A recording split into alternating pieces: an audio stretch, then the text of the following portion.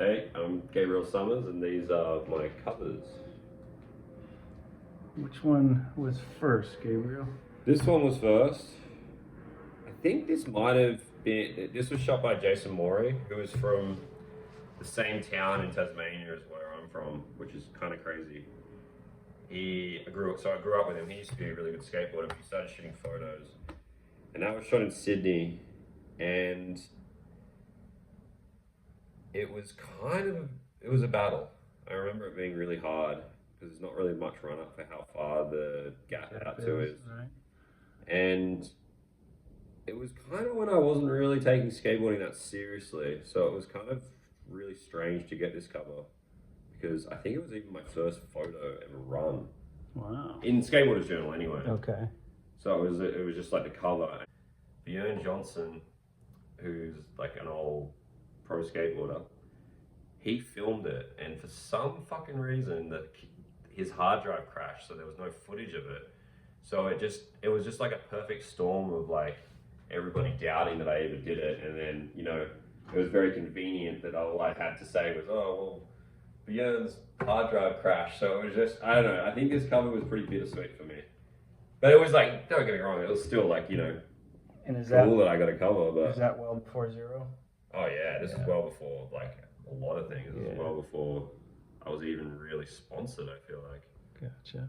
Or like even taking skateboarding seriously. So yeah, that was cool. I guess that kind of like might have pushed me ahead a bit. This one is in Shenzhen, China. This was when I was like, I think this was a really good time in my life. I feel like it was right when I started kind of traveling a lot more, like overseas. Like I went to, like it was when I was hanging out with James, who films a lot, and Jake Darwen, and it was kind of just, we'd go to China like maybe once or twice a year, and it was just the funnest times, like, being in your early 20s and just going to a foreign city where you could pretty much do whatever you want and skate amazing spots.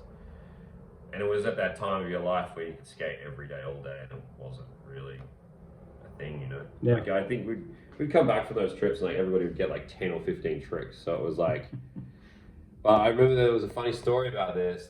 This is actually this is another controversy in this cover. I had kind of a bad run with covers like these two. This one, so I did it. First thing I did it, it was really scary. I kind of put my hand down because you can see in the footage, it's in my PD part, the Dustin film, edited. Yeah. I kind of like Baker Maker, but it was only because there was grass there, but I was still on my board.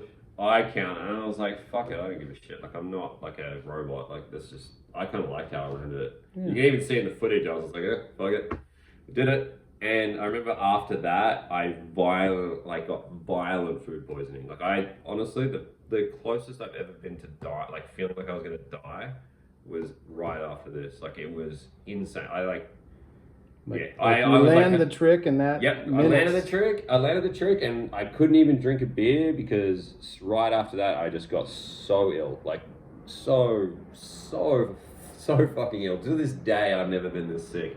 I think I lost like 7 kilos or something. I went back to Australia like so much skinnier. It was insane.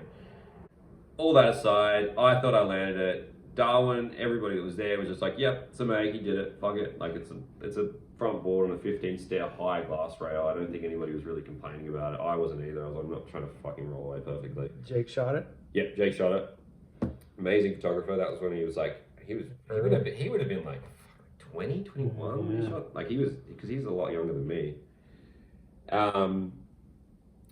Yeah, I feel like he was really coming up at this stage, and I'm really thankful that I got to be a part of his early career. Mm-hmm. Like we don't really like kick it that much anymore because he lives in the States and he works for like New Balance and everything. But I'm like very proud of how far he's come and what he's done because he's an amazing, talented person. This one was right when I got Skater of the Year. Just give you a cover straight away. Right. So I kind of knew I was going to get this one. I remember I like had this other trick I wanted to be the cover. It was like a backsmith on this high rail. I had learnt this trick kind of out of spite at that time, just because they were being done so much, and I was kind of over it. And then for some reason, I learned them in China, and I was like, oh fuck, I could probably do it on that one spot, because it has like, I found that they were easier over like things first, and this was like the perfect spot for it. And I was like, ah, fuck it, I'm just gonna film one. Yeah. And then Darwin was just like, oh, we should shoot it, and we shot it, and then Trent from SLAM made me go back and shoot it again, which kind of worked out in my favor a lot, because on the one that I shot first, this is just useless information, but the one that I shot first was on a Baker board, like the logo board. And this one, as you can see, it's on a SHEPDAWGS board.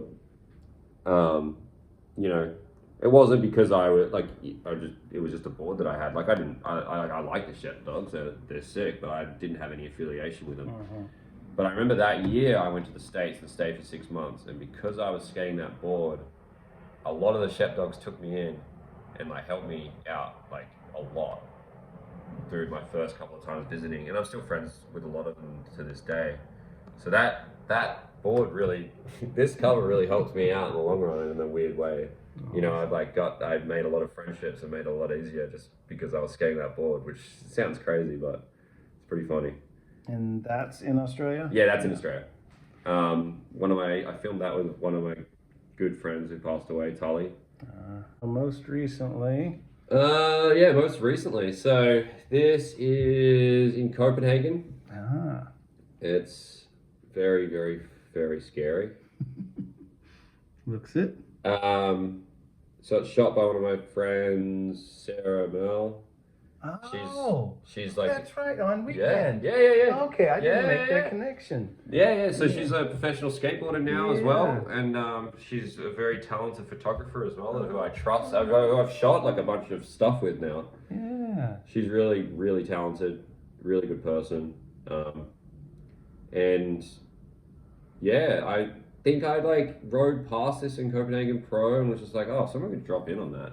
I didn't really check it out. I just like looked at it because there's like a bike lane right there. I just remember going, oh, someone could drop in on that. And then I ended up staying a lot longer just because a bunch of Australians were there, and I met Tao, who's like, you know, the absolute best person ever. And I think this was like when I went, because I went to London and then went back to Copenhagen again just to like skateboard with Tao and like, you know, have fun. And I went and sussed it out, and I think everybody was swimming and I went by myself, and I think I dropped in from about there. And I remember doing it and thinking, oh, I guess it's not that much further up. And I organized everybody to go there, and I like, at first I wanted to like climb over from there, but I couldn't get myself to do it because it's so fucking high and I'm scared of heights. So what I had to do is I had to walk up, shimmy myself up to about there, and then walk backwards and look to the right, because I couldn't look over because I felt like I was, you know when you're like up high and you feel like you're gonna lose balance? I was like, I have to shimmy myself up, not look to the other side, and just like kind of go. And this one was done, this one took probably, the worst thing about this probably took like 4 goes. I know that doesn't sound like many, but when you're when you have to shimmy yourself up and go, oh, fuck, I have to go through this again, and you're like pretty much you have to stay right down the barrel, otherwise, I mean, one side you're gonna get royally fucked up by that rail because it's all sharp and shit, or you're gonna jump into stairs going that fast, which is probably not gonna be good. I mean, but yeah, that time was, it probably happened 4 times. I mean, I had to try it 4 or 5 times, and then there's like the water. I remember jumping into the water, and it was, you know, everybody's been to Copenhagen, jumping into that water is pretty nice. And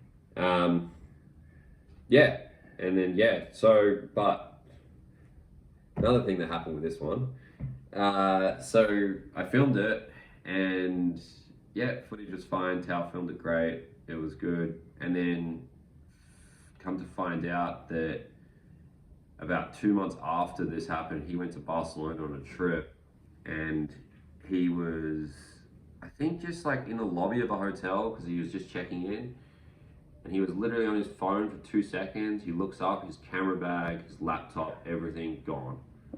All this footage from that summer was stolen. Everything, like the tricks that we filmed that summer were done. Like, I mean, everybody's tricks, like, and his camera, like, he has like the expensive fisheye that is worth like a ridiculous amount now, like 15,000 or whatever.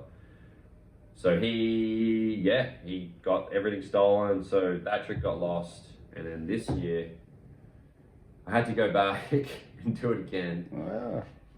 And it was just as scary, if not more scary. And all I could think of was, fuck's sake, if I die because of fucking Barcelona, I'm gonna be so fucking mad. If I die because of Barcelona and Copenhagen, I'm gonna be so pissed off. But this one was even gnarlier though, because when I jumped in, the first time I jumped in, I must have had really light pants on, but this time I jumped in with heavy jeans on and shoes. And I'm not even kidding. I swear to God, I thought I was going to drown. I could not like keep myself up. So it was like, the footage is probably going to be pretty funny because I'm like pretty much like, I pretty much need to be saved at that point. But I made it, thank God. But yeah, so that's a pretty funny story. But then that was the day of Copenhagen starting, like Copenhagen Pro starting. Like me and Tao just went there by ourselves and was like, fuck it, let's just go and get over and done with. Yeah. And we did it. We did it really early in the morning, and then it was actually like made Copenhagen so good because it was just like, whew, I don't have to do that anymore. I can like just chill now, and you know, it was like a good start to Copenhagen Pro. Can you touch on your other skateboarders journal that we don't have yet? But I'll put an image in. The drop in. That was shot by Darwen as well. That was around the same. Well, I think it was like probably what month was this? Feb, March. And I think that one, the Skateboarders Journal came out. I remember that being a really good year. I think that was definitely the year 2013 that I won Skate. Okay. No, it was 2014. 2014. Wait, was it? Yeah, 2014.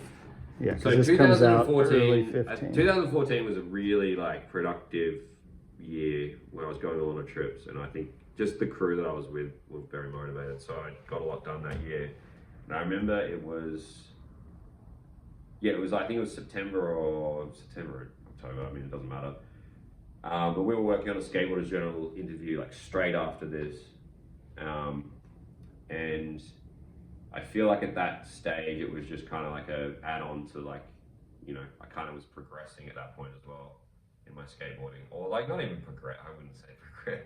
Let's not call it progressing. Let's not get ahead of ourselves. I would say pushing myself a little bit more. Okay. Yeah, I was pushing myself. I wasn't learning new tricks. Fuck no. Actually, no. In that interview though, I do a switch trick on a handrail, which is pretty fucking unheard of. Alright. Yeah, that drop in was. I just remember that drop in was really fucking scary to get up to because it's really high, and it was just like, I don't know. It was pretty much just like a BMX spot, and yeah, like. That's what it was made for, and I was like, oh fuck, I could probably drop in on this. What's the significance of this trans world here? This one was my first magazine. Yeah, I remember like buying this and thinking, fuck, Jesus Christ, you kill someone with this thing. Yeah, I love it how it was Mumford. Yeah, pretty crazy when you think about it, because I don't even think I was in skateboarding long enough at that point to even know that Mumford was Australian, or even know that I even liked his skating or anything. I think I was just like a kid that had a skateboard. I probably ollie and board slide at that point. I didn't know the ins and outs of anything. Yeah. So it's pretty crazy that it turns out that it was Mumford being on my first magazine. But I just remember too, like I was saying before, it's like, this kept me busy for like a year. Like, you know what I mean? It was like a book, you know? Yeah. Well, Gabriel, I think that about covers it, man. Glad you got to come over and see the library. Thanks for having me. It's been fun.